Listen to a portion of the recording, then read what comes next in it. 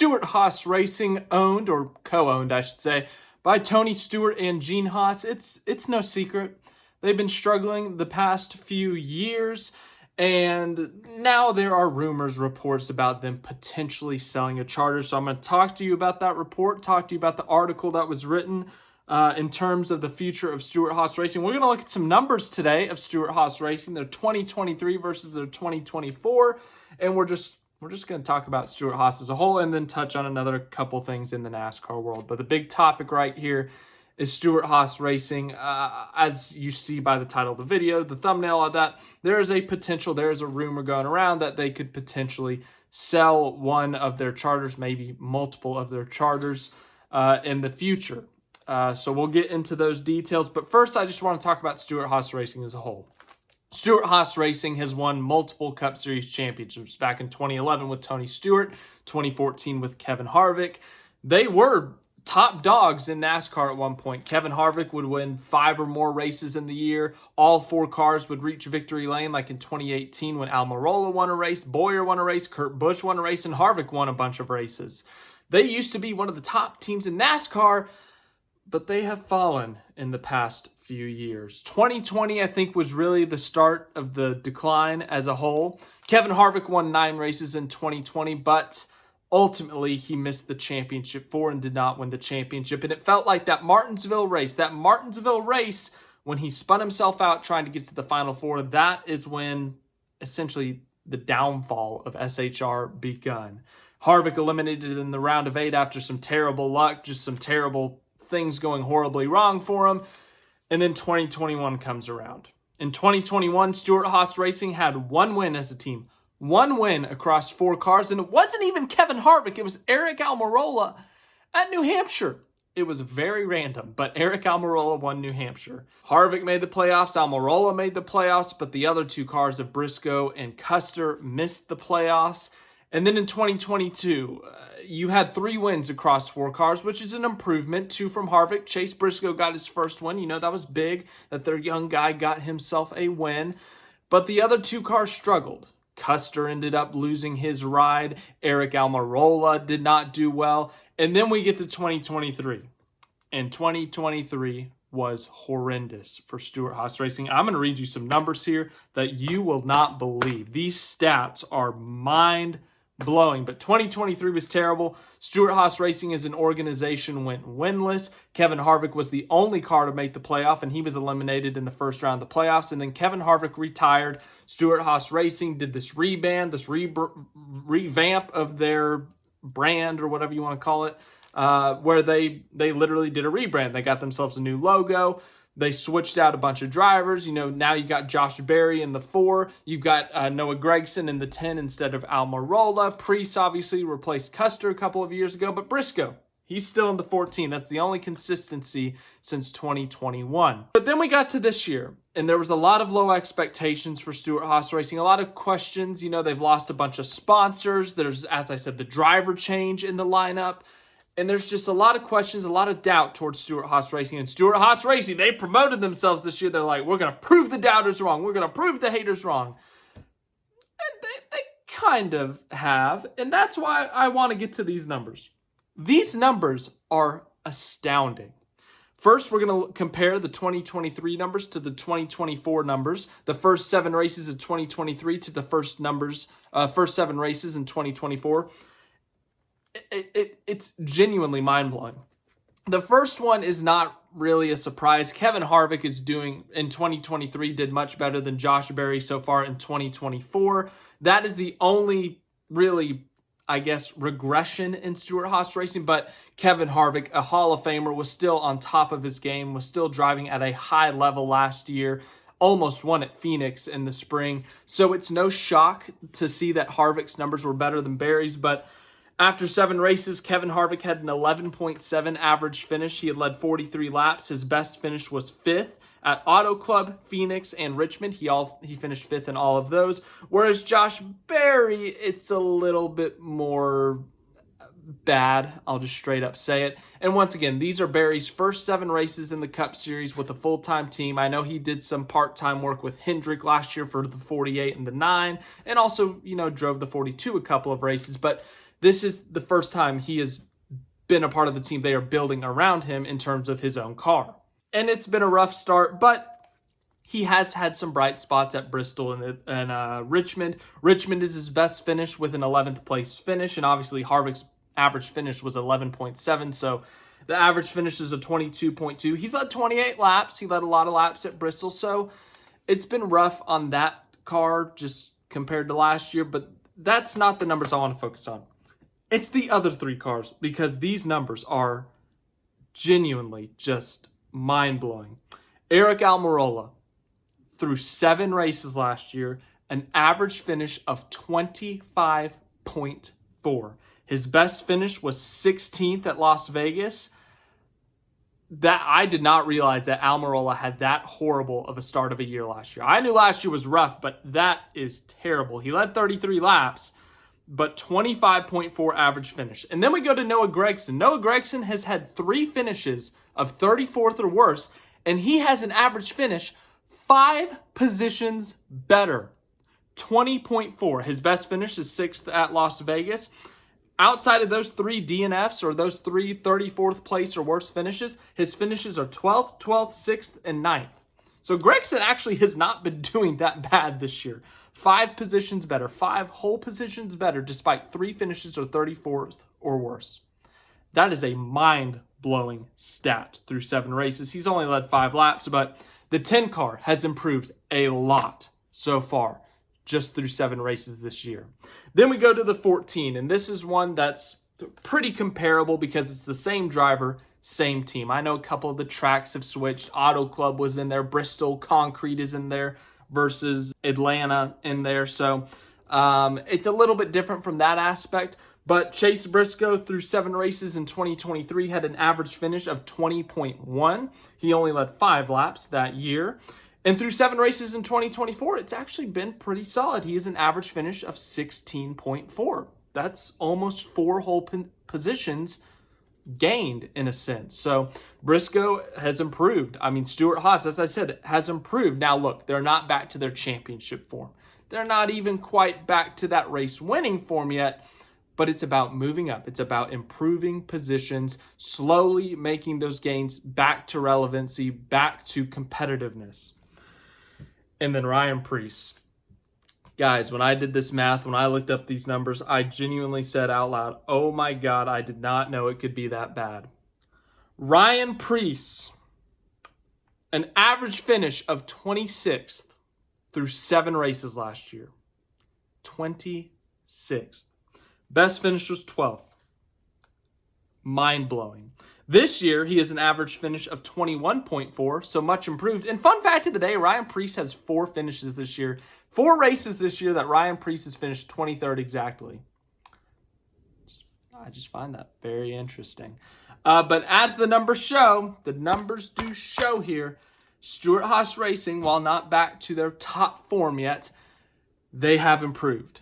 Last year was a low point. Last year was hopefully, in their case, the low point. But it was terrible across the board. Kevin Harvick carried them very heavily. There was a lot of questions about them entering this year. Now that they don't have Kevin Harvick, what's going to happen with this team? Who's going to carry them?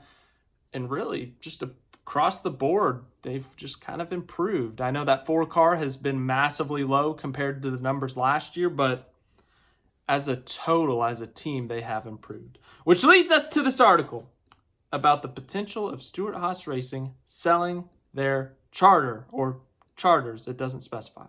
So let's read it. Stewart-Haas Racing's future has become one of the most watched topics in NASCAR, with sponsorship departures and on-track struggles raising questions about whether it could downsize its 4-car Cup Series operation as soon as next year. The organization is co-owned by NASCAR Hall of Famer Tony Stewart and businessman Gene Haas, the latter of whom also fully owns an eponymous F1 team.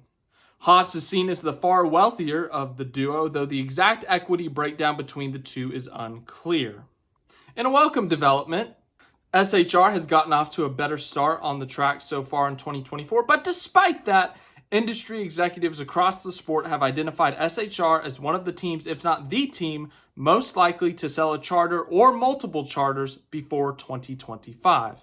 It could not be confirmed whether SHR has already started exploring the possibility of selling charters, but the possibility of the team doing so has become a hot topic in the garage in recent weeks, according to more than half a dozen industry executives familiar with the matter.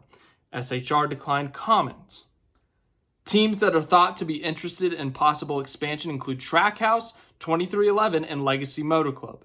Dale Earnhardt Jr.'s Xfinity Series team, Junior Motorsports, has also been exploring the idea of buying a charter in recent years as it weighs joining NASCAR's Premier Series.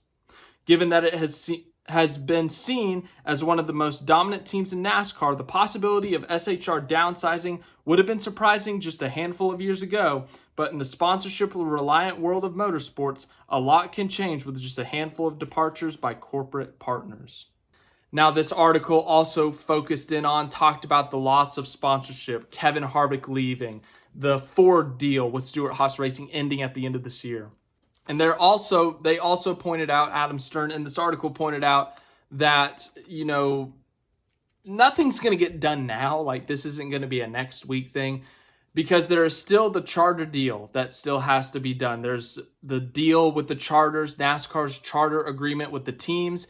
That deal is up at the end of the year, so they are working on renewing that deal, and there has been a lot of tension on both sides. So nothing has been done yet, but they're hoping to. But once that gets done is when we will likely see charters get sold, whether it's SHR, whether it's someone else. But if SHR is going to sell their charter, it's going to be after the charter agreement has been reached. But yeah, as the end of this article says, just imagine, 4 years ago going up to someone and saying, hey, by the way, Stewart-Haas is going to downsize. They're going to actually sell some charters. You probably would have laughed at them because you're thinking Kevin Harvick's there. They're going to win a bunch of races. Chase Briscoe's a young up-and-coming driver. Almirola can win every once in a while. And then the 41, the 41 exists.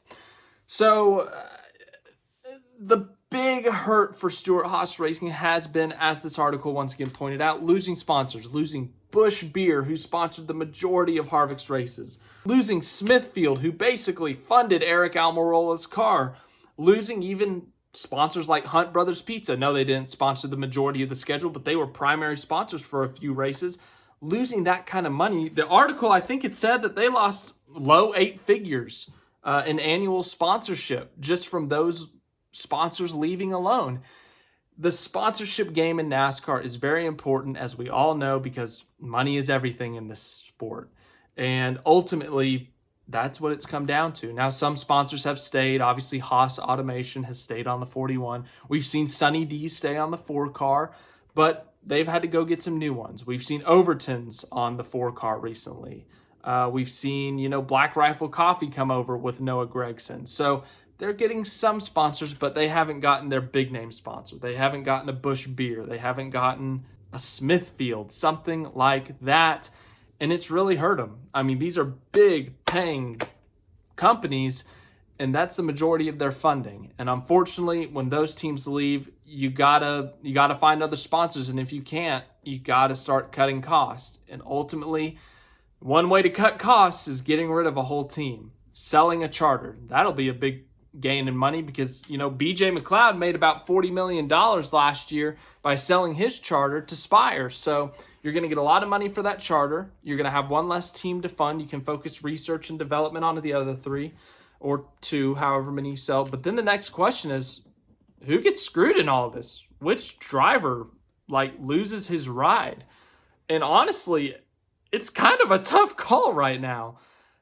Ryan Preece is in his 2nd year at SHR. Josh Berry's a rookie. Noah Gregson's basically a rookie. Who do you cut in this situation? I don't think they get rid of Chase Briscoe. Chase Briscoe, he has sponsorship with Mahindra Tractors and High Point. And also, he's a really talented driver. He's currently the only guy in SHR's lineup right now that has a Cup Series win, and it was with SHR.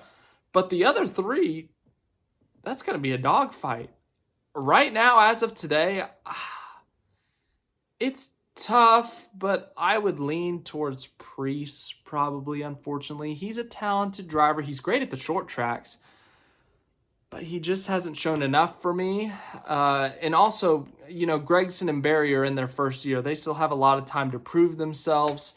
and it would be getting rid of them so quick. But obviously this isn't a done deal yet, so this is all speculation. But yeah, that would be tough for Stewart-Haas Racing. Who do they pick? But ultimately, once again, it's just speculation. It's just a report as of now. But if you were Stewart-Haas Racing, which drivers would you keep? Which would you get rid of?